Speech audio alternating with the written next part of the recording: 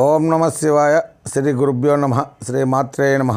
మా గురువుగారి ఆశీస్సులు, శ్రీనివాస్ స్వామి గారి మా గురువుగారు అయినటువంటి శ్రీనివాస్ స్వామి పాదార విందములకు నమస్కారం చేస్తున్నాను. ఈరోజు ఇంతకుముందు వీడియోలో మన సాంప్రదాయ హైందవ వివాహ విధానాల గురించి వరుడు వధువు బాసికముల గురించి చెప్పడమైనది. ఈరోజు వివాహంలో జరిపించే ముఖ్యమైన అంశాలను గురించి చెప్పదలుచుకున్నాను. అది ఏమిటంటే కన్యావరణం.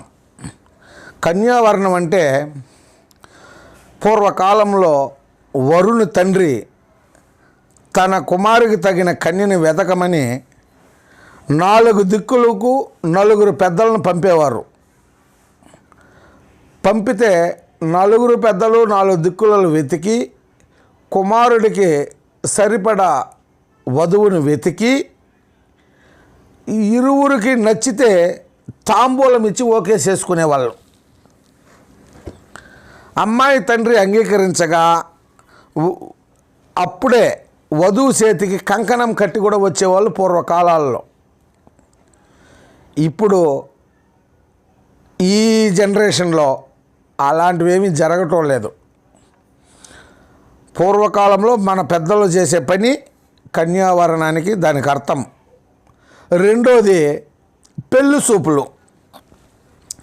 వధూవర తల్లిదండ్రులు ఏర్పాటు చేసిన పెళ్లి చూపులు కార్యక్రమము కాబోయే వధూవరులను అతి ముఖ్యమైనది. ఈ పెళ్లి చూపులలో వధూవరులు ఇద్దరు ఒకరినొకరు చూసుకోవడము, ఒక అభిప్రాయాలు మరొకరు తెలుసుకోవడము, సంబంధ బాంధవ్యాలు ఇది తొలిమెట్టు కార్యక్రమంలో జరుగుతుంది. వివాహంలో ఇది తొలిమెట్టు. తరువాత మూడవది నిశ్చితార్థం.